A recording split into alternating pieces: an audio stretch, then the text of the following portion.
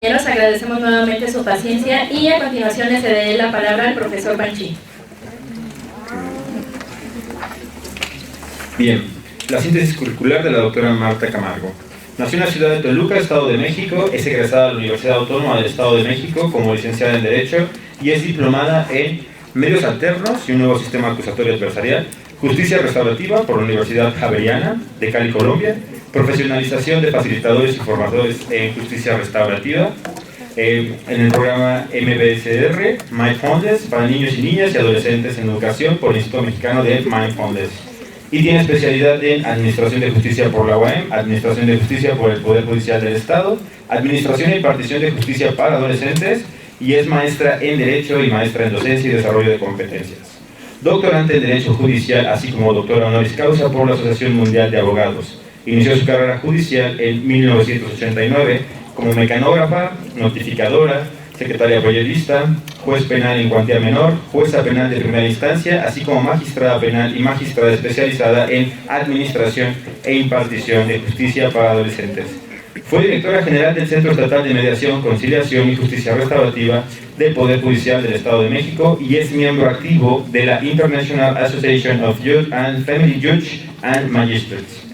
En el mes de abril de 2010 fue nombrada miembro experto consultor y representante en México de la Asociación Latinoamericana de Magistrados, Funcionarios, Profesionales y Operadores de Niñez, Adolescencia y Familia.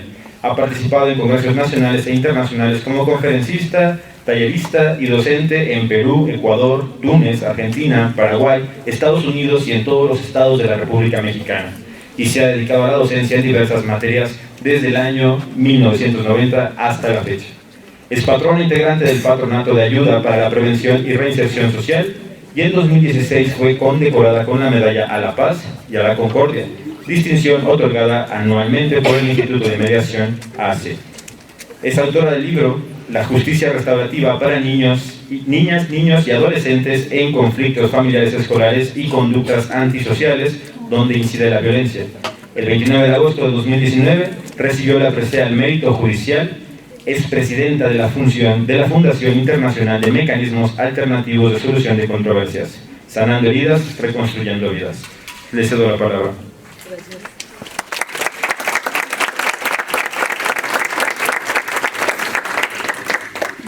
Bueno, un poquito sentada y otro poquito parada, porque, como siempre digo, los adolescentes te contagian esa vibra, por eso convivo con ellos.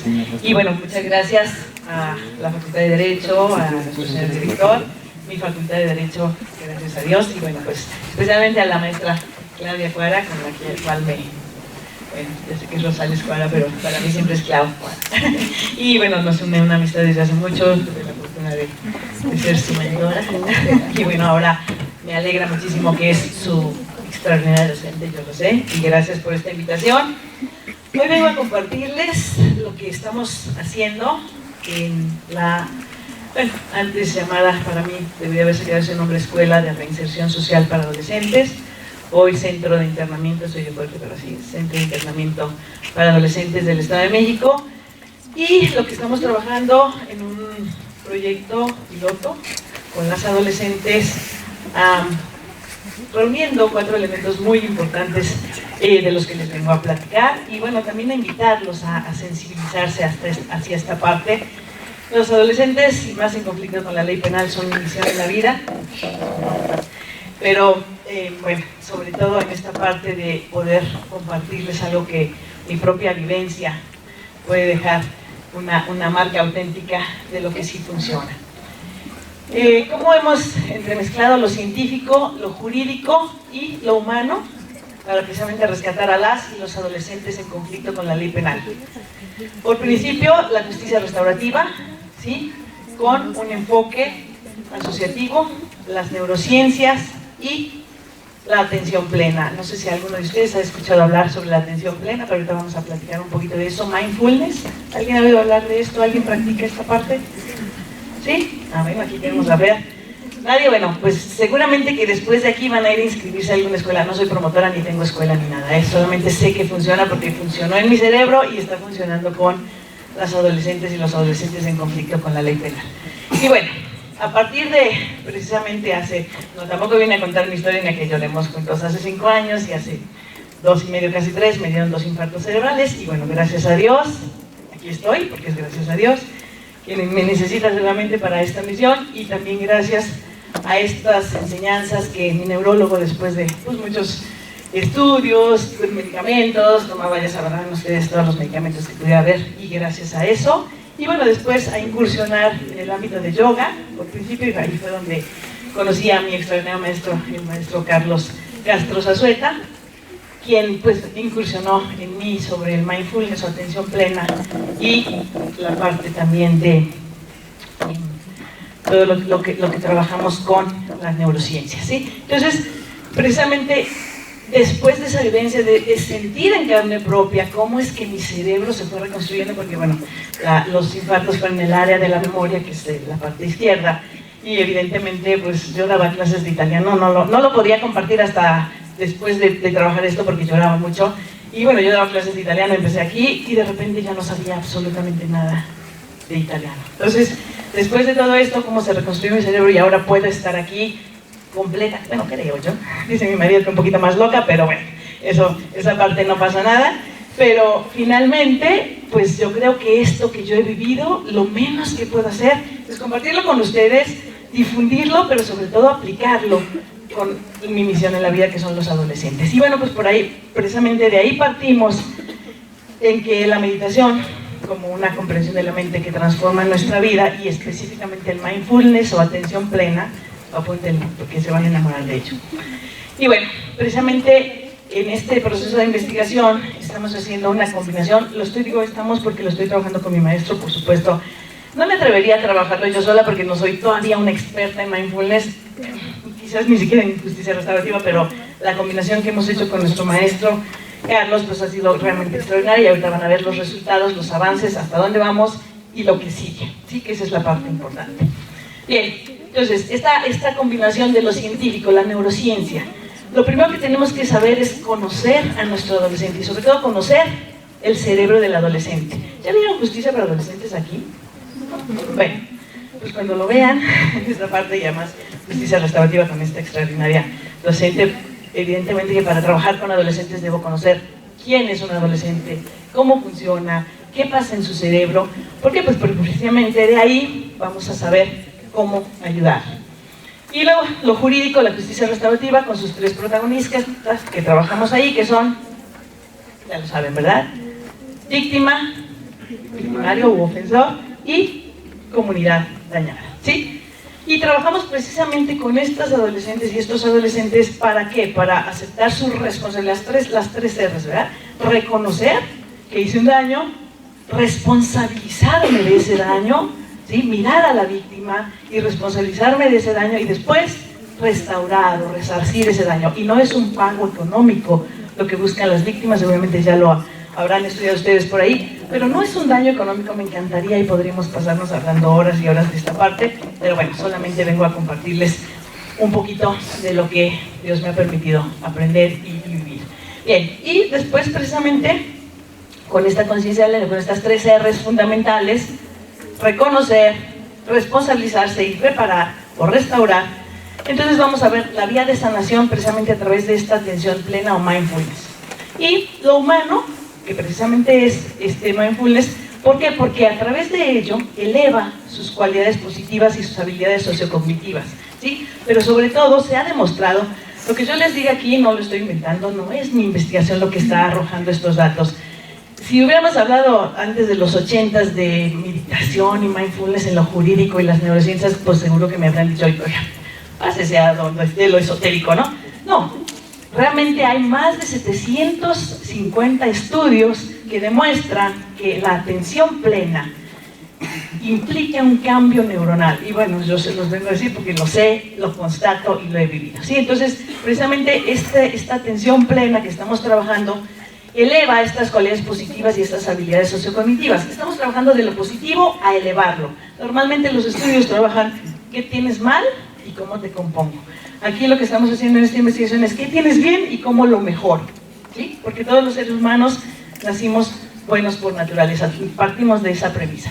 Y por supuesto con un enfoque asociativo, que seguramente, espero que ya hayan visto más de la mitad de aquí, este enfoque asociativo que han creado dos mexicanos extraordinarios, una mi hermana del corazón, en paz descanse, que está en el cielo, Amalia Ortiz Aub, y el doctor Jorge Pesqueira, que seguramente la mayoría de ustedes conocen, o deberán conocer, seguramente, maestra Clau.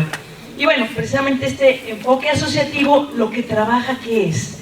Deja a un lado el tú y el yo, esa parte del egocentrismo, ¿sí? Esa parte del ego, y trabaja con un nosotros, y precisamente lo hace a través del arte de lo posible. Y precisamente este enfoque asociativo trabaja con todos estos elementos que pudimos entrelazar desde la neurociencia, la justicia restaurativa y la atención plena para llevarlo a cabo a través del enfoque asociativo. ¿Qué trabajamos aquí? Trabajamos las cualidades positivas intrínsecas del ser humano: bondad, concordia, paz, egocentrismo positivo. Entonces, esas cualidades positivas intrínsecas del ser humano que todos tenemos, digo, salvo pues los que quizás no tengan una mente tan saludable, pero bueno, esos son pocos. Los seres humanos nacimos con eso y lo podemos engrandecer. Y además también las habilidades sociocognitivas que todos tenemos, empatía, ¿sí? Todas esas habilidades con las que vamos caminando por la vida y con las que estamos trabajando para ser mejores. Entonces, este enfoque asociativo, precisamente, que además es un enfoque mexicano, y bueno, pues seguro que han visto los otros enfoques de la mediación o de los medios alternos, y bueno, pues ahora con este enfoque asociativo que trabaja precisamente las cualidades positivas, habilidades sociocognitivas, hacemos un enlace perfecto con estas cuatro combinaciones. Bien, rápidamente, no vamos a tener una clase aquí de neurociencia, sino simplemente el cerebro del adolescente y sus necesidades. ¿Cómo hago para, o cómo hicimos para poder determinar esta parte? ¿Sí? Estudiamos la parte de neurociencias para adolescentes, qué sucede en el cerebro de los adolescentes, cómo es un adolescente, esta tendencia a relacionarse con iguales, esa masificación. Por eso los adolescentes buscan pertenecer, y eso es lo delicado, que buscan pertenecer cuando no tienen en sus tres pilares educativos, pues sobre todo la familia, la escuela y la comunidad, no encuentran ese ropaje, no encuentran esa guía positiva. Es por eso que se van a conformar pandillas, o ahora tristemente delincuencia organizada ya mucho más fuerte. Y además también por eso la delincuencia organizada elige a los adolescentes, porque los adolescentes no miden el riesgo. Entonces es muy fácil que yo te contrate adolescente y te pague 10,000 pesos para que tú me pongas a una persona en un antro. Cuidado, porque eso pasa, ¿sí? Y utilizan a las adolescentes pues porque les parece gracioso, les parece un reto, les parece... Y además siento que pertenezco. No pertenezco en mi casa, no encontré en la escuela tampoco un grupo, tampoco en la comunidad, pues entonces busco grupos delincuenciales, ¿sí? ¿Y qué sucede? Bueno, búsqueda y necesidad de novedad. Por eso es que les atrae el riesgo, por eso es que les atrae esta parte de esa zozobra y esa emoción. Y la facilidad de enfrentarse a riesgos. No es que no sepan lo que están haciendo, sino que si los adultos pensamos, no, es que a mí no me va a pasar, fumo y tengo 20 años fumando, pero no me va a dar cáncer, o sea, le da a mi vecino, pero a mí no me va a pasar. Imagínense el adolescente que no mide esa parte, entonces a él nunca le va a pasar nada, ¿sí? Porque se siente omnipotente. Entonces, vamos conociendo toda esta parte de los adolescentes. ¿Por qué? ¿Qué sucede? Tenemos tres partes esenciales: la corteza prefrontal, el núcleo accumbens y la amígdala. En el adolescente sucede que su corteza prefrontal termina de madurar hasta los 26 años. Dicen que la mujer un poco antes, quizás sí, quizás no, hay estudios incluso que hasta los 29. Por eso, ojo, eso de reducir la edad para la cuestión punitiva es un mega riesgo. La corteza prefrontal no está madura hasta los 26 años y quieren que a los 16 años ya actúen como un adulto. Evidentemente no podemos pedirles eso, lo que podemos es hacer que tengan un camino diferente, pero no podemos pedirles que actúen de manera diferente si no les damos ese sustento emocional, cognitivo y conductual. Entonces, como la corteza prefrontal, que es la que nos dice, aguas, espérate, cuidado, no hagas esto, no te vayas por aquí, no fumes, etcétera, para ellos pues está ahí media inmadura, ¿no? Pero aquí lo que sí crece, y crece así como muy alocado, es el núcleo accumbens, y entonces lo que buscan es precisamente esa búsqueda de riesgos, subestiman los peligros, ¿sí? Hay una impulsividad, son hedonistas, una satisfacción inmediata, y obviamente la testosterona está en su máxima expresión, ¿no? Por eso esa cuestión sexual de los adolescentes pues es inminente que la busquen. ¿Y por qué? Porque aquí en esta parte del cerebro es la que les dice, quiero, necesito, busca todo lo que sea riesgo. Y la amígdala, que bueno, pues hay una reactividad emocional ante cualquier amenaza, hay una evitación. ¿Qué sucede con esta reactividad emocional? Sí, soy muy arriesgada y soy muy, pero no me digan, oye, es broma, ¿eh? Oye, esa camisa, ¿por qué te pusiste esa camisa roja con negro? Se ve terrible. Si se lo dice su papá o se lo dice alguien antes de que salga a una fiesta, ¿han visto a un adolescente hacer drama, no? Seguro que muchos tenemos hermanos, digo, ustedes están muy cerca de haber pasado por la adolescencia, yo un poquito más lejana, pero pues por supuesto que nos acordamos, ¿no? Entonces, por eso es esa reactividad, no le puedes decir mi alma porque quiere su mundo aparte, ¿sí? Entonces hay que tratarlos con mucho cuidado, con mucha delicadeza, evidentemente con muchos límites. El adolescente te pide a gritos que le pongas límites, aunque te diga, no me molestes, me choca, te odio. Pero el adolescente realmente busca que le pongan límites, ¿sí? Y todas esas cosas que vamos desconociendo del adolescente, bueno, pues es lo que nos lleva precisamente a no poder ayudarlo de la forma correcta. Y la parte muy importante precisamente de la neuroplasticidad que nos va a ayudar en esta búsqueda y en esta investigación. ¿Por qué? Porque precisamente la neuroplasticidad es la capacidad para cambiarse a sí mismo funcional y estructuralmente a través de la experiencia de la cognición. Entonces, si yo trabajo con el cerebro, yo trabajo con las emociones, lo que voy a hacer es crear nuevas redes neuronales, demostrado científicamente, no lo inventé yo. Entonces, entre más trabaje con la atención plena, entre más trabaje con esta parte de reflexión del adolescente, entre más trabaje con estas partes de, a ver, tus experiencias y cómo las vamos a ir canalizando, cómo hago para que aprendas cosas diferentes. Entonces, esta neuroplasticidad lo que nos ayuda es a crear nuevas redes neuronales. Había teorías en las que decían, las neuronas se murieron con una borrachera, con una desvelada, con fumar. Sí, cierto, sí se mueren. Tenemos 100.000 millones de neuronas, ni parecería que quepan en el cerebro.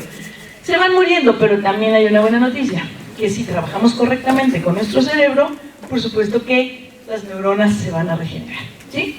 Y bueno, más bien las redes neuronales es lo que se reconecta. Entonces, trabajando correctamente es como podemos hacerlo. Bien, el otro elemento, la justicia restaurativa, no me puedo detener. No me puedo detener a explicarles específicamente, pero sabemos casi todos, o no sé si ya lo estudiaron. ¿Por qué se mueve? No sé. ¿Cómo le ponemos para que no se mueva? Bueno, aquí le estaremos regresando. Bien, la justicia restaurativa no es solo un método alterno de solución de conflictos, es mucho más que eso, es toda una filosofía, ¿sí? Lo han encasillado tristemente y bueno, enojosamente quizás para los que somos amantes y apasionados de la justicia restaurativa, pero lo han encasillado como un simple método alterno de solución de conflictos, ¿sí? Sin embargo, no es así, es más allá de eso, es una filosofía, ¿sí? Y además con una metodología propia muy específica en donde que vamos a trabajar nosotros precisamente por primera vez, ¿sí? Ni la mediación, pero vamos a trabajar por primera vez, no podemos hacer que se parezca, porque si no me voy a estar, ¿sí? Vamos a trabajar precisamente en esta parte con 3 elementos indispensables que nadie había trabajado con ellos, ni siquiera en los códigos ahora nacionales.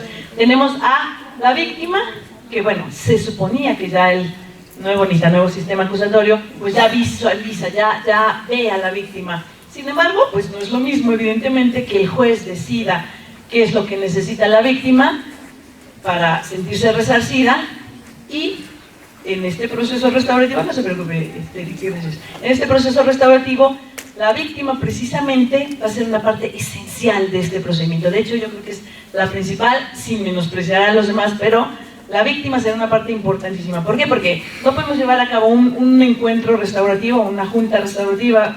Tiene diferentes nombres, pero es lo mismo, un proceso restaurativo, una reunión restaurativa, una junta restaurativa. Cada una de nuestras leyes lo maneja diferente, desafortunadamente. Y bueno, la ley de ejecución habla solo de justicia restaurativa. Sin embargo, es que en esta parte la víctima va a participar directamente y va a poder decir sus necesidades, va a poder expresar sus emociones y sus sentimientos no ya en el encuentro, porque quizás todos nos hablen de un encuentro restaurativo, de una junta restaurativa, ¿cómo hago una reunión restaurativa? Lo difícil, ojo, chéquenlo bien y estudienlo mucho, pero lo más difícil es el trabajo en lo individual. ¿Cómo convenzo a una víctima de un homicidio que mataron a su hijo y que se murió en sus brazos para que venga a una reunión restaurativa? Y sin embargo, casi todos los autores, pocos tratan el cómo hice lo anterior, ¿sí? ¿Cómo hago ese trabajo individual con la víctima, con el victimario, con los apoyos de la víctima y del victimario y con la comunidad dañada? ¿Cómo trabajo en esta parte, en lo individual, para después poder llegar a una junta o a una reunión restaurativa?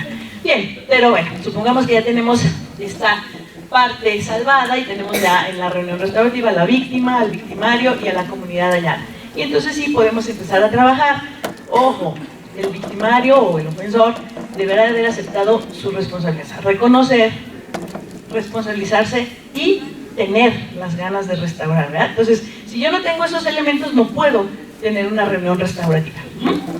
Podré tenerla quizás con una figura subrogada, pero con la víctima directa, la víctima real, no lo podré hacer, porque ¿qué sucedería? Revictimizamos a la propia víctima. Y la comunidad dañada, que hay una figura que ahorita estamos tratando de introducir en todo este esquema de investigación, que es el portavoz. No la tenemos en México y además la verdad es que tampoco hay mucho estudio sobre la comunidad dañada y cómo se trabaje. Me encantaría porque hemos trabajado algunas cosas con comunidades, pero bueno, evidentemente trabajas con el victimario, trabajas con la víctima y después vas con la comunidad para cuando salga pueda recibir al sentenciado o al ofensor sin querer vengarse, matarlo, excluirlo, ignorarlo, estigmatizarlo, ¿sí? Eso es lo que trabajas es también, y además el compromiso que tenga él de poder regresar a su comunidad. Porque parecería quizás impensable, pero al mismo tiempo que la víctima, que el victimario esté en la cárcel, quizás le van a poner 20 años, 50 años o 10 años. Ese mismo tiempo, si yo no trabajo con la víctima, es el mismo tiempo que la víctima va a vivir aterrada, ensombrecida, pierde el control de su vida y no lo va a poder recuperar si no es a través de un proceso restaurativo, ¿sí? Por más que vaya al psicólogo, al psiquiatra, el psicólogo y el psiquiatra no le van a dar las respuestas que la víctima necesita para poder sanar, ¿sí? Entonces, es impensable no poder transitar por este proceso restaurativo para realmente sanar a la víctima. Y no se trata de olvidar, se trata de sanar las heridas que produjeron la comisión de este ilícito. Bien, pero también el victimario vive ese momento de angustia. Yo voy a salir, ¿y qué va a pasar? Adentro, ustedes saben lo que es una prisión, muchos de ustedes creo que ya están por ahí haciendo sus prácticas en los centros penitenciarios. No sé si en la escuela de reinserción social, ¿alguien está en la escuela de reinserción? ¿No? Bueno, pero al mismo tiempo que viva también dentro, va a estar angustiado porque ¿qué va a pasar cuando salga? La familia de la víctima me va a querer matar. O sea, ¿cómo me van a recibir? ¿Dónde voy a trabajar? Nadie me va a querer. ¿Cómo voy a buscar un lugar diferente si no tengo ni dinero? Entonces, todos esos miedos son lo que se trabaja aquí en este proceso restaurativo antes de entrar a una junta o a una reunión restaurativa. Y por supuesto la comunidad, porque también pues tiene miedo de si sale y sale peor. Dicen que es la escuela del crimen. Si mató, pues va a venir a matar a otros dos, ¿no? Si robó o violó, etcétera, o simplemente si lesionó, pues va a venir igual de agresivo. Y efectivamente, si yo no trabajo estos procesos restaurativos, va a salir, no igual, bastante peor. Porque si alguien no ha entrado a un centro preventivo, les recomendaría que entraran para que podamos empatizar un poco más con el ofensor. Y bueno, no es que sea una blanca paloma, pero vean cómo casi siempre lo visualizamos como el super malo de la película. Y desafortunadamente no es que justifique a mis adolescentes, no, pero el 99% de los adolescentes que están ahí tuvieron una vida de violencia impresionante, que a veces yo podría escribir unos libros horribles, pero con unas vivencias tan reales que no te pones a llorar porque, bueno, pues tenemos que estar fuertes, ¿no? Pero la verdad es que la vida de violencia que han vivido para llegar ahí, y los victimarios antes de ser victimarios fueron víctimas. Entonces todo eso es lo que tenemos que trabajar y rescatar para poder realmente ayudarlos, pero sobre todo desde la sensibilidad, desde el conocimiento y, por supuesto, desde el amor a esto, desde el amor al prójimo, ¿sí? Porque la otra parte que se trabaja también con la atención plena es la compasión. Tanto la autocompasión, si yo no me compongo, pues cómo voy a dar lo que no tengo. Pero la compasión, el ver por el otro, el trabajar con el otro.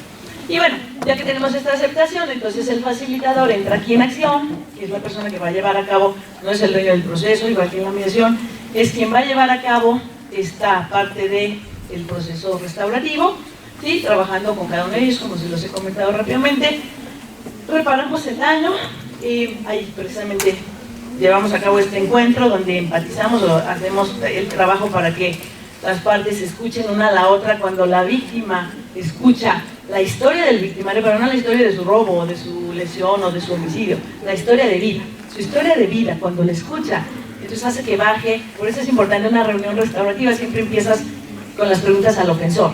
¿Por qué? Porque cuando la víctima escucha al ofensor, es como de desinflar un poquito el globo, porque siempre lo vemos como el maldito, abusivo, horrible, espantoso. Entonces cuando escuchamos todo lo que hay atrás, las neuronas espejo nos reflejan precisamente, entonces aparece algo que es maravilloso, que se llama la empatía. Y entonces yo veo, o yo me veo en el otro, y entonces siento compasión. Compasión no es lástima, compasión es ver a través de los ojos del otro, ¿sí? Es más allá de la empatía. La compasión es pensar junto con el otro, por el otro y para el otro, no solamente por mí, ¿sí? Bueno, entonces ya tenemos esta parte y vamos a reintegrar precisamente, bueno, después de ese trabajo, sonaría muy, y ojalá que así fuera, suena muy fácil, pero bueno, ya tenemos esta reintegración de la víctima y el victimario a la comunidad, y entonces elevamos precisamente este nivel de seguridad ciudadana, que es lo que los gobiernos buscan, pero yo creo que la importancia mayor es realmente restaurar al ser humano, pues, que ha cometido un error, pero que tiene una segunda o quizás la primera oportunidad en su vida. Creo que de eso se trata, y pues más en esta parte de los adolescentes, que son el presente, no son el futuro, son el presente de nuestra sociedad. Bien, ahora por fin, ya nos deshicimos de esta, aunque ya la pasamos. No va a pasar. En este proyecto trabajamos con el modelo que yo venía trabajando, que se llama modelo restaurativo 555. Trabajamos con 5 elementos: amor, apoyo, acompañamiento, límites y valores. Son los 5 elementos en los cuales son esenciales para realmente poder ayudar a un adolescente. Trabajamos con las 5 instituciones: familia, la institución escolar, comunitaria y pública, y además también institución religiosa sin que haya una connotación como tal. Evidentemente, bueno, yo soy católica y por supuesto que trabajamos con pastoral penitenciario y con fraternidad carcelaria, pero con el respeto, ¿no? Entonces si hay, no, les comparto que me dice una de mis niñas la semana pasada, les llevé una imagen de San Juditas que me habían pedido. Pues sí, claro que sí, iban a hacer su oración y demás, ¿no? Se acerca una y me dice: oiga, ¿me puede traer una de la Santa Muerte, por favor? Y yo, híjole, con la pena, pero pues no. Entonces, bueno, ya explicarle, evidentemente uno no puede decirle no, porque lo mando yo, o no, porque no. Y pues ya le expliqué la parte, que ya todos ustedes podrán imaginarse, ¿no? Pero bueno, esa es la parte de qué sucede en todo esto. Entonces, trabajamos con estas instituciones y hacemos realmente un trabajo en equipo. Esto no se hace solo, ¿sí? Y bueno, con los programas de prácticas restaurativas, que justamente aquí es donde estamos incidiendo con este nuevo modelo, trabajos con la parte de educación, cultura y arte, deporte lúdico y, por supuesto, de programa de valores. Se perdió, ¿sí? Entonces, con estos 5 programas estamos atacando todos los flancos que necesita un adolescente para ser una persona diferente cuando salga de internamiento o cuando cumpla su vida, ¿sí? Bien, ahí está el espíritu del cada uno, evidentemente, cada institución tiene sus programas, y entonces convergemos y hacemos una sinergia muy padre. Bueno, y por último, el último de los elementos, que es la atención plena, de lo que les estoy hablando, precisamente la atención plena, que dice Jon Kabat-Zinn, que él es el creador del mindfulness. El mindfulness, bueno, si yo les digo que viene del budismo, entonces habrá gente que diga: ay, no quiero nada con eso, no, porque yo soy muy católica, yo también soy muy católica y jamás lo perderé. Pero este mindfulness no tiene ninguna connotación religiosa, ni mucho menos, ¿sí? Es eminentemente laico, porque eso fue lo que trató de hacer Jon Kabat-Zinn, traerlo de Oriente a Occidente, pero con todos esos valores, ¿sí? Todos esos valores que tiene y que tenemos, además son valores universales, y que los estamos trabajando en esta parte, ¿sí? Entonces, ¿qué es la atención plena? Mindfulness, conciencia que surge al prestar atención deliberada al momento que presente sin juzgar, ¿sí? ¿Qué sucede quizás en este momento esto está sucediendo, ¿verdad? Porque estamos aquí en la conferencia, pero pues estamos jugando, o estamos volteando, o estamos hablando por celular, o a lo mejor estoy mirando a la expositora, pero estoy pensando, ay, ojalá estoy aquí con mi novio, mejor estaría tomándome un cafecito y no escuchando estas locuras existenciales. Eso es no tener atención plena. Y demostrado, no lo inventé yo, que no tiene, una mente que no está atenta no es una mente feliz. Y eso es para nosotros, ¿sí? Si yo dedico mi vida a hacer en cada una de las cosas lo que tengo que hacer, me gusta esta parte. Si como, o sea, si vas a comer, pues come. Pero si como, estoy comiendo y estoy viendo la televisión y estoy resolviendo la tarea y además también estoy y entonces, o sea, hago 5 o 6 cosas. Mentira, mujeres, ojo, comprobado. No es cierto que podamos hacer 4, 5, 6 cosas a la vez. Eso es una falsedad. Hacemos una y medio hacemos la otra y medio escucho a mi hijo y medio pues le pongo atención al marido y medio hago la comida y medio estudio la justicia restaurativa y medio voy a correr. Entonces hago medias cosas y por eso la mente anda así. ¿Ustedes creen que se nos olvidan las cosas? ¿Sí? No, se nos olvidan porque no estamos atentos a cada una de las cosas que estamos haciendo. Si yo pongo mi atención plena en lo que estoy haciendo, entonces las cosas me van a salir mucho mejor y no se me van a olvidar, ¿sí? ¿Por qué? Porque ya sé que voy a tener la atención de poner aquí esto y pues me voy a andar como loca buscando las llaves porque ya no me acuerdo. Y luego le echamos la culpa a la edad, tampoco. Y le echamos la culpa que tenemos un montón de cosas. Bueno, a veces. Y le echamos la culpa que tenemos un montón de cosas que hacer. Sí, pero porque no hacemos una a la vez. Entonces, traten de hacer, quizás sea una tarea de vida, no me crean, solo inténtenlo, ¿sí? Pero traten de hacer una sola cosa a la vez, con plena atención, ¿sí? Solamente una cosa a la vez y verán que las cosas en su vida van a ir cambiando y mejorando. Pero además cuando se den cuenta de cómo sus redes neuronales van creciendo, van incrementándose y van a tener mucho más capacidad de retención. La atención plena, el mindfulness, trabaja tan bonito con la mente, con el cerebro, sobre todo con esta parte neuronal y no solo de la cabeza, de todo el cuerpo. En todo el cuerpo tenemos redes neuronales, pero lo que hacemos es precisamente agrandarlas, cada día las vamos agrandando más trabajando con esta parte, haciendo meditación, teniendo la atención plena en cada cosa, evidentemente durmiendo bien, ¿verdad? Y si duermo, pues me duermo, pero si duermo y estoy pensando, ay, mañana tengo esta tarea con la maestra Claudia Chino, la hice, voy a dormirme y voy a soñar cómo resuelvo el problema. Mentira. O sea, imagínense, pobre mente, la traemos como loca y luego queremos que nos funcione. Bueno, pues de eso se trata todo esto. El doctor Javier García Campayo, que es un expositor extraordinario español, me encanta, véanlo, dice que es un estado de la mente que nos permite estar en el momento presente con atención y con aceptación, sin juzgar. Porque lo que hacemos es, bueno, sí, a ver, le voy a poner atención a esta docente. Ay, no es cierto. O sea, lo que está diciendo como que suena medio chistosito. No, a mí me han enseñado eso. Entonces, o sea, ¿estoy atendiendo o estoy pensando? ¿Sí? ¿Por qué no me doy el tiempo de escuchar realmente y entonces después hago mis juicios? Digo, ni siquiera juicio, después me respondo. ¿Qué sucede con la escucha activa? Que seguramente ya por ahí vieron. La escucha activa es esto, justamente. Si escucho, escucho. Y más a la víctima, más al ofensor, más a la comunidad. Por eso es tan importante todo esto y todos estos elementos. Porque si voy a escucharla, no voy a estar pensando, ay, le va a responder esto. Díganme a quién le ha pasado o quién no, o al amigo de un vecino. Me están platicando algo, ay, ¿qué crees? Que a mí también me pasó esto y esto y esto y esto. Y dices, era mi momento, era mi situación, pero siempre hay alguien al que le ha pasado algo peor, ¿cierto o no? ¿Sí? Bueno, pues eso sucede y es bastante desagradable, así es que quien lo haga, ojalá que se lo quite, porque la verdad es que no es nada lindo. Es bastante desagradable, pero además lo peor de todo es que no estamos escuchando realmente al otro. Y entonces eso, aparte de que lo percibe el otro, pues creo que no nos da la oportunidad de disfrutar a los seres humanos. Y bueno, todo lo que yo he aprendido, precisamente la atención plena es la forma más ética de vivir plenamente consciente en el hoy. ¿Y ético por qué? Porque debemos vivir con los principios éticos universales, ¿sí? Y de eso se trata también esta parte. Sin ser esclava de la agitación mental. Tratamos entonces de vivir lo más calmado. Claro que traes un estrés de hace 200 años, entonces pues, es difícil irlo quitando, pero por supuesto que se puede.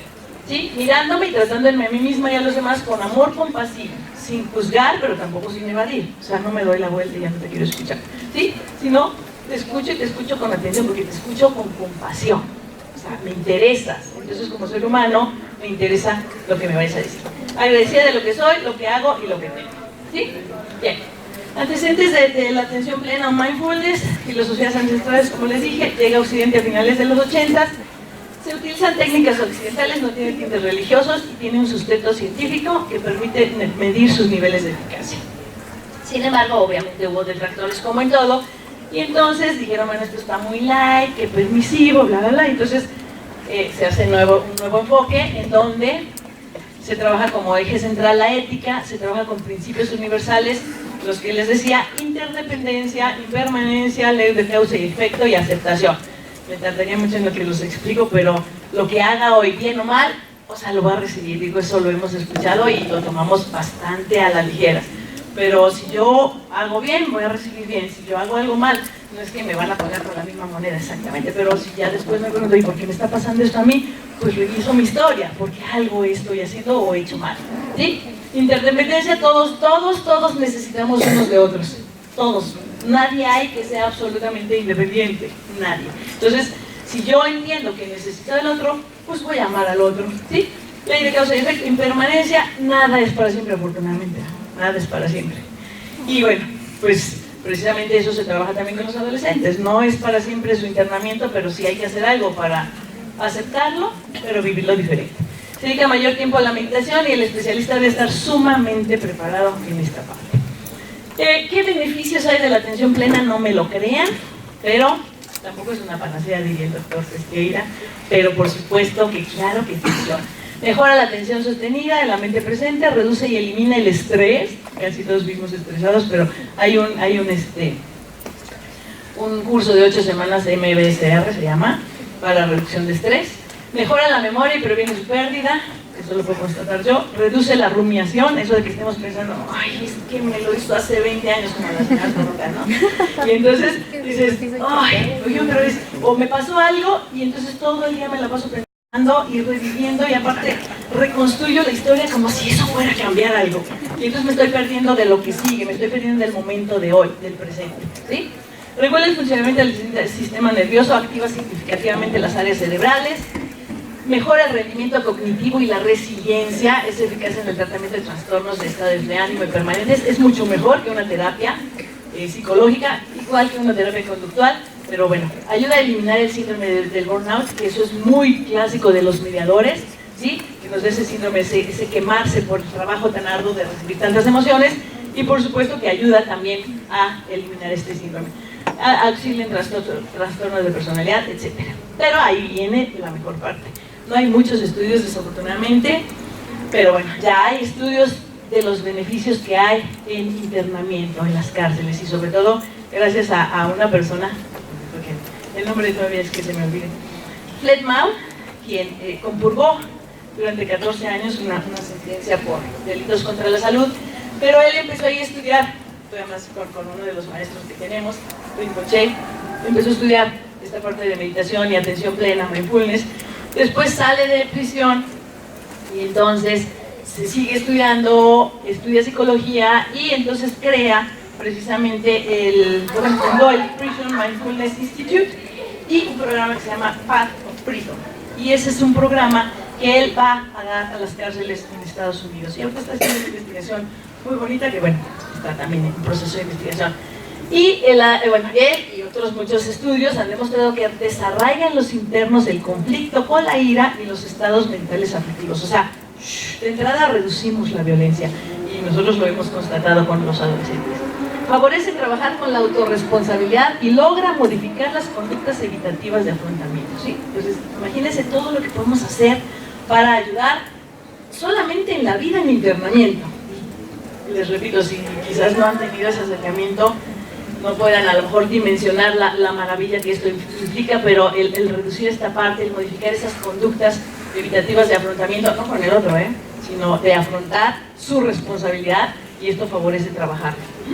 Reduce el estrés, la ansiedad, mejora la autoestima y el bienestar psicológico. Incluso las niñas ya duermen. Antes, cuando llegamos, no dormían, pues evidentemente, imagínense dormir ahí, después de que quizás dormían en la calle o quizás tenían un espacio para ellas solas, ahora duérmete con 20 más, ¿no? Y entonces lidia con esos 20 más, y aparte no sabes el estrés que va a suceder, me voy a quedar, me voy a ir, me van a hacer algo, etcétera, ¿no? Ni siquiera podían cerrar los ojos y ahora, bueno, pues ya podemos hacer incluso la meditación con los ojos cerrados. Reduce el afecto negativo, perdón, hacia uno mismo, reduce ese afecto negativo, incrementa la conciencia del yo, lo que reduce la impulsividad, ¿sí? Desarrolla estados de calma interior, mejora la calidad del sueño y reduce la sobreactivación fisiológica y psicológica, ayuda a tener control de impulsos, ayuda a reducir el consumo de sustancias tóxicas y, por supuesto, elimina las adicciones. Y hay estudios comprobados, ¿sí? Bien, este es el si me ayuda un poquitito para que vean lo que implica esta parte. The reality is, I'm living life and meditating in the way that it gave me like a tool to really look inside myself and change in the way I am. People don't understand the value of what they call the soft stuff. And I sometimes think without the soft stuff, no matter how much hard stuff you have, you're bound to fail. You can live your life. You can be yourself. You can show others that this isn't a place to breed a better criminal. This could actually be a place to breed a better person. You're here because the way that you were didn't work. So why not be better? The people in prison are us. They're not monsters, and more importantly, whether we want them to or not, they're getting out. So do you want them to come out angrier and meaner and more dangerous than they were when they came in, or do you want to do whatever you can to change their behavior while they're here? We need people to see and experience prisoners stepping out of that culture and doing something transformative with their lives. And then people start to have faith. People see people coming back to their community, and they realize these are human beings, and that human beings' lives have value and they're not expendable.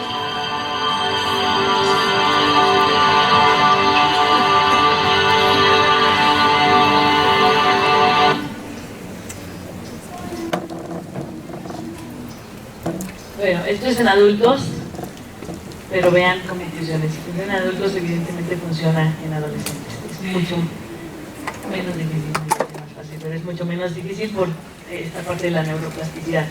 Y bueno, porque pues, se presta más si uno lo hace incluso como jugando.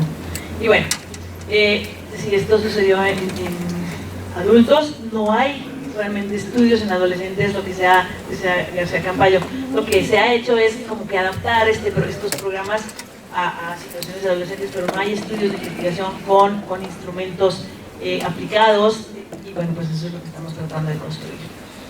El Reino Unido, saben que el Reino Unido es para mí el país ejemplo, ojalá México algún día lo sea. El Reino Unido acaba de firmar un manifiesto donde todas las instituciones públicas y privadas trabajarán los próximos 15 años con mindfulness. Educación, salud, deporte, justicia. Entonces, ¿se imaginan el cambio que va a tener? Bueno, ya pues que está desarrollado. Bien, bueno, por ahí búsquenlo porque está muy interesante el manifiesto. ¿Cómo iniciamos con nuestra parte? Pues ya les comenté, los objetivos precisamente es elevar las cualidades positivas intrínsecas de las y los adolescentes, potenciar sus habilidades sociocognitivas y emocionales necesarias para tener un cambio en la percepción y gestión de sus emociones, un cambio real. Pero lo que más me gusta del mindfulness, diferente de las terapias cualquiera, incluso el cambio en mindfulness es permanente, porque si yo construyo nuevas redes neuronales, pues no va a venir nada que me las quite, ya están ahí construidas. Algo que, bueno, pues regrese a las drogas, regrese a la vida violenta. Eso es la otra parte que tenemos que evitar. Y reduce además reducir las conductas violentas hacia ellas mismas y hacia los demás, así como los actos impulsivos, automáticos o irreflexivos. Otro objetivo es erradicar las adicciones y malos hábitos en los adolescentes, contribuir a fomentar la cultura de la paz, el perdón, la reconciliación, la compasión y el amor benevolente, que los lleven además a entender el daño causado, a repararlo y a mejorar sus relaciones intrapersonales, interpersonales y sociales en sus tres pilares socializadores: familia, escuela y comunidad. ¿Qué hicimos? En la aplicación de, el método, investigación exploratoria, cuantitativa, aplicamos instrumentos cualitativos, se hicieron, además estos programas deben ser muy personalizados. Yo misma hice las entrevistas a cada una de las adolescentes. ¿Por qué? Porque de ahí sacamos muchísimos datos muy importantes que después vamos a tener la oportunidad de confrontar, ¿sí? Los participantes, en este caso del programa piloto, son las 20 adolescentes que se encuentran en internamiento en el centro de internamiento. El procedimiento de interpretación se aplicaron, pero el encuadre de instrumentos y las entrevistas se eligieron los instrumentos. Obvio que no los elegí yo, porque no soy experta, no soy psicóloga, y bueno, pues estoy en este aprendizaje también, pero el apoyo de la Facultad de Psicología y por supuesto de dos grandes personas que ya verán, la doctora Ponce y la doctora Gabriela del Río. Y bueno, pues aplicamos 3 instrumentos que están además validados para aplicarlos en México, lo que no hay en otros países. Y bueno, pues vamos aquí en estos 90 días y a las 25 sesiones se hizo la primera evaluación, que ahora les mostraré un poco los resultados. Y una evaluación periódica, ahorita estamos en la segunda evaluación. Y bueno, pues ya cuando termine la investigación, si me invitan, vendré a decirles los resultados finales. Pero por lo pronto, por supuesto que los indicadores que tenemos en este caso, vean los resultados de la primera evaluación cualitativa, ¿sí? Las 15 sesiones. Decíamos, bueno, obviamente los nombres pues no se establecen, pero la primera pregunta es, ¿qué has aprendido a raíz de precisamente la implementación de este programa? Bueno, respirar, respuestas como esta: respirar un poquito, respirar para concentrarme y relajarme y no sentir ansiedad. Pensar las cosas antes de hacerlas, no dejar que mis pensamientos me dominen. Otra contesta: enfocarme en lo que estoy conviviendo, relajarme, respirando cuando me enojo, tomar en cuenta mis sensaciones cuando hago algo. Saben que los adolescentes, de por sí el adolescente no logra saber cuáles son sus emociones reales, pues imagínense con estas cuestiones violentas, ¿no? Y bueno, se hizo así con cada una de ellas. La siguiente pregunta es: ¿qué cambios has visto en ti desde la primera clase hasta el día de hoy? Y a veces nos encontramos, porque alguna dijo, yo no he visto ninguno como esta, miren la 5, dice ninguno. Sin embargo, la otra parte del esquema es, ¿qué no ves tú? ¿Qué no alcanzas a ver tú? Sin embargo, sí que están viendo los demás. Y la siguiente pregunta es, ¿qué cambios han visto las demás? Y fíjense, como ella dice, ninguno, y las demás, el grupo, la colectividad dice, es más paciente, es más sociable, más relajada, es cariñosa y seria. Lo que no era antes, y ella ni siquiera alcanza a dimensionarlo. ¿Y cuáles son las meditaciones que más te han ayudado? Caminar en la cancha, respiración, la que más les ayuda es respiración y amor compasivo. Dicen, vamos a hacer la meditación, la que lloramos, y les encanta esa parte porque sana mucho. Acuérdense que hablar de sus emociones, llorar, hablar es sanar, y llorarlo un poquito más, que limpia el alma. Y bueno, como ella, pues muchas otras: meditación, respiración, caminar, andar descalza. Hacemos muchas clases de yoga. El mindfulness permite con cada uno de los sentidos y mucho más. Meditación formal, unipuntual, y meditación analítica. Entonces ahorita estamos en el proceso de meditación analítica y ustedes vieran que nos dan cada lección estas chiquillas hermosas. Y bueno, ya tendremos tiempo también de compartir. Y bueno, les traigo un testimonio que para mí es de los mejores regalos de Dios, porque era de nuestras niñas más difíciles. Además no sabía leer ni escribir, y ahora lo está, bueno, creo que ya lo tiene dominado, pero eso mismo pues obviamente la traía una vida de violencia muy fuerte. Y sin embargo, después de este periodo que hemos trabajado, escuchen, bueno, lo tuvimos que escribir porque se perdía un poquito, pero me encanta que escuchen.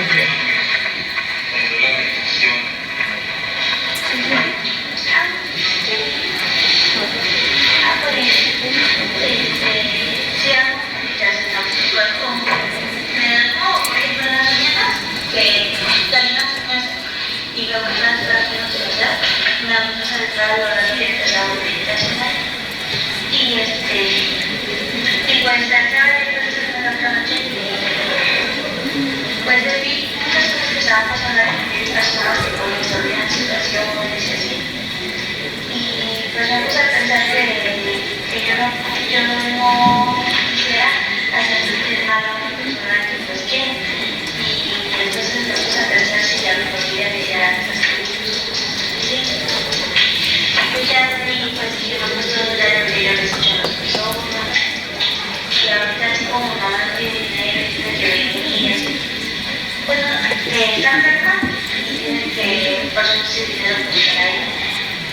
pongo a pensar y digo, ¿qué actos de las personas que pues yo les quité?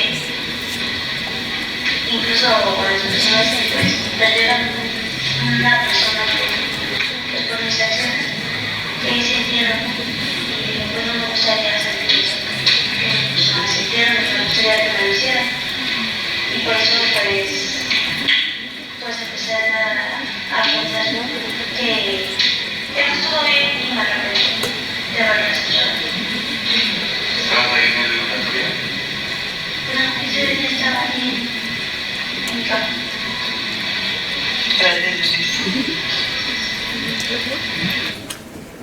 Bueno, me gusta mucho escucharla porque además si ustedes, creo que sí se alcanzó a escuchar, se escucha claro, aunque me dieron la idea porque algunas personas no lo podían captar.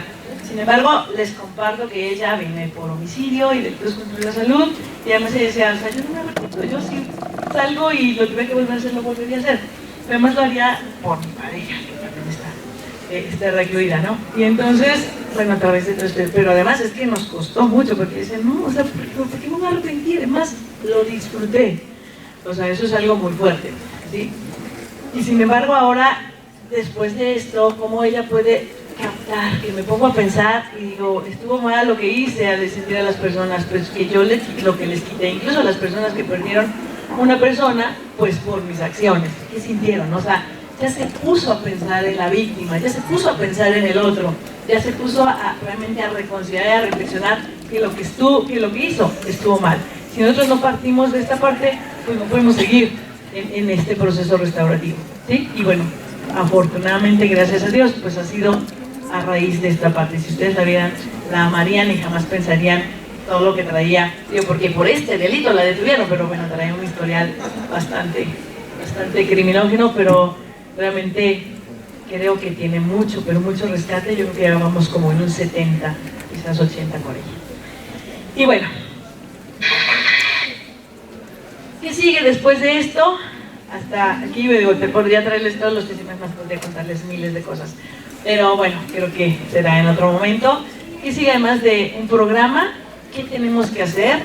Yo siempre les pregunto si realmente tenemos derecho de quejarnos de que hay mucha criminalidad, de que hay mucha violencia, de que hay mucha maldad, de que hay mucha injusticia, de que hay mucha corrupción. Solamente pregúntense, y se los dejo de tarea, ¿qué estamos haciendo para que esto no exista? ¿En qué estamos trabajando? ¿Qué estamos construyendo con el otro para que no haya violencia, criminalidad, corrupción, personas como ellas? ¿Por qué no mejor nos preguntamos, ¿puedo todavía llegar a tiempo para hacer algo por ellos o por ellas, adolescentes o adultos? ¿Puedo llegar a hacer algo por las personas que están en riesgo de cometer un delito? Eso es lo que creo que tenemos que construir, y más ustedes, sobre todo en esta parte pues, en la que están trabajando, en lo que están estudiando y lo que están aprendiendo. Tenemos una red de apoyo que estamos construyendo al interior, precisamente ¿por qué? Porque pues, se pierden al ser externadas y externados, no hay ningún seguimiento de ninguna institución, y bueno, como que ya cumplen la medida, pues ya me lavo las manos y ya me entero de él o de ella si vuelve a delinquir o está en la grande o regresa. Entonces está esta red de apoyo que estamos haciendo, tenemos una fundación y bueno, pues por supuesto que se necesitan voluntades y voluntarios, ¿sí? Eso es precisamente la invitación para que ustedes se unan a esta noble y justa causa. Pues yo creo que a cada uno de nosotros tenemos una misión en la vida. Para mí esta es la misión en la vida, se las comparto y los invito. Muchísimas gracias, son todos los agradecimientos a las personas que nos han apoyado, y bueno, pues cualquier duda, cualquier pregunta, no sé si haya tiempo, pero si no, gracias a todos.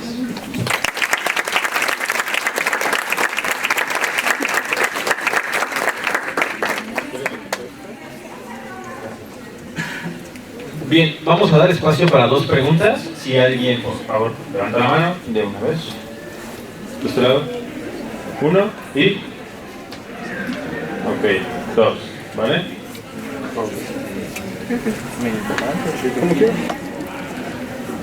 Buenas tardes, mi nombre es Gerardo García. Antes que nada quisiera agradecer por la, tan interesante ponencia, y mi pregunta es la siguiente. Dentro del modelo 555 que usted plantea, el factor, bueno, el quinto factor, me di cuenta que es el religioso, que se va por lo que son los valores y la espiritualidad. Entonces, ¿existe alguna forma en la que la justicia restaurativa falle si no existe estos valores, por así decirlo, esta fe dentro de del victimario, mayormente del victimario? Gracias, Gerardo. Gracias, Gerardo. Perdón. No es que falle, es la emoción. Gracias, Gerardo. Mira, no es que falle la justicia restaurativa. Creo que son elementos que van de la mano. Tampoco es algo religioso. O sea, lo pongo como institución religiosa para figurar el programa de espiritualidad. Pero la espiritualidad no tiene nada que ver con lo religioso, solo es como institución, ¿ah? Pero no hay una institución de la espiritualidad, ¿no? Entonces, institución religiosa porque, bueno, eso es algo, todos los seres humanos creemos en algo aún, que sea en la Santa Muerte, pero si no tenemos ese límite espiritual, ¿me dan un segundito, por favor? Si no tenemos ese límite espiritual, es muy probable que pueda fallar. Sí, porque es lo que nos pone como un alto, estate quieto, o sea, a algo o a alguien le vas a fallar.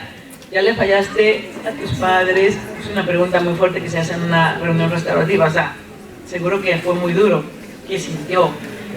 ¿Cómo le está afectando esa parte? Entonces, si no tenemos este freno, no lo tuvimos con los papás, no lo tuvimos con los maestros, no lo tuvimos con los policías, porque no le temen a nadie, ¿sí? Entonces, es un factor muy, muy importante. Yo creo que es un factor esencial. Y no es que falle, quizás se quede incompleto, quizás pueda tener mucho más propensión a fallar. Muchas gracias. De ese lado, por favor. Buenas tardes, mi nombre es Ana. Primero que nada, felicitarla por compartirnos su conocimiento y su experiencia. Y bueno, yo tengo dos preguntas.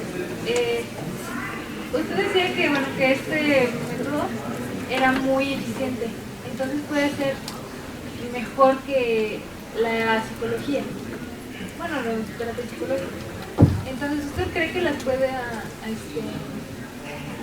que en vez de irse a una sesión de terapia, puedan tomar esto y que sea más efectivo?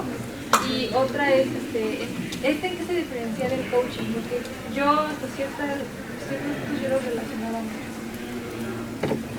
Gracias, Ana.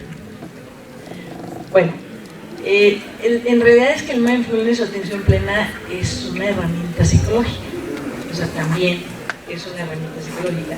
Lo que se ha demostrado, hay estudios que demuestran que una terapia psicológica, que no sea la conductual, porque la conductual sí ataca estas partes, entonces cambia precisamente la conducta su nombre lo dice, del ser humano, porque trabaja de fondo.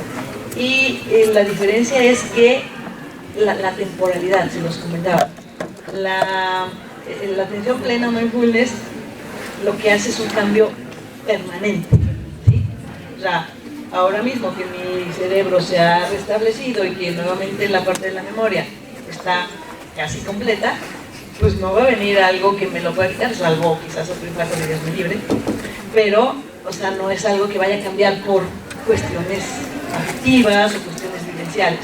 Ese es lo no podré decir que mágico, pero ese es realmente lo científico, porque mindfulness es una cuestión científica y además las neurociencias la avalan, por eso es que es tan importante, porque tiene cuestión psicológica, tiene cuestión neurológica, tiene cuestión cognitiva, emocional y conductual. Por eso yo le apuesto a él. Le apuesto porque lo viví y le apuesto porque veo los cambios en los seres humanos. Les comparto que incluso mi mamá está tomando mindfulness, tiene 83 años y es la mujer más feliz.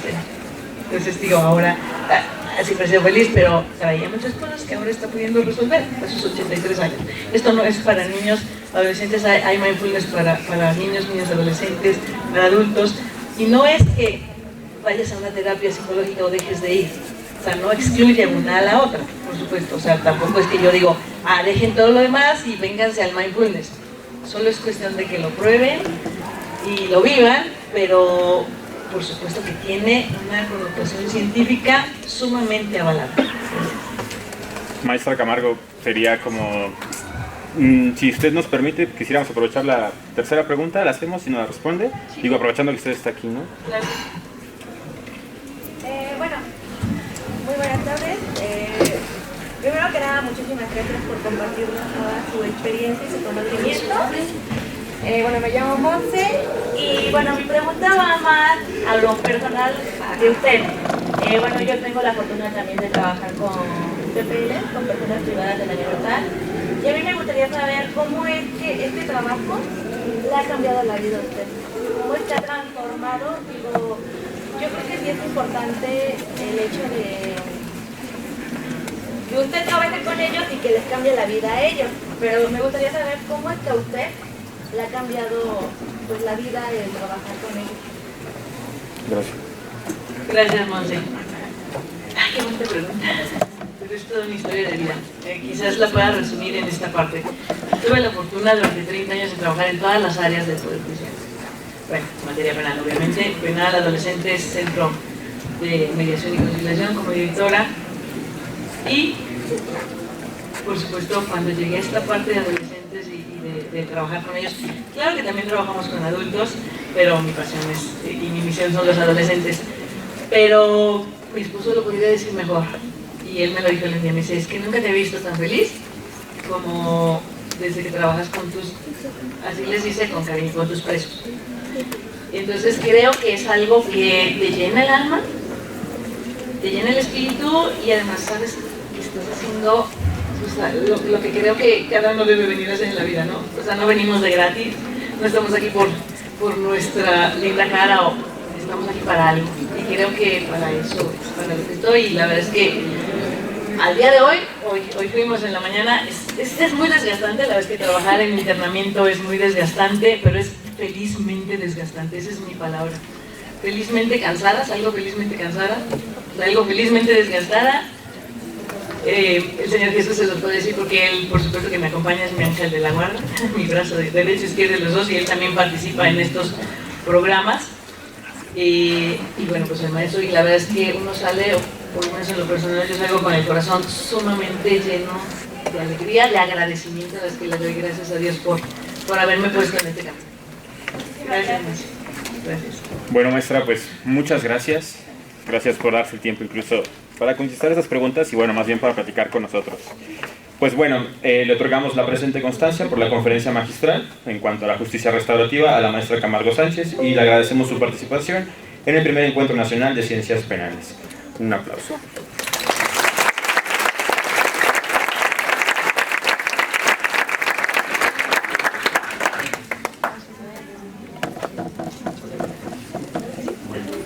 Pues entonces, chicos, nada más les recordamos, vamos a hacer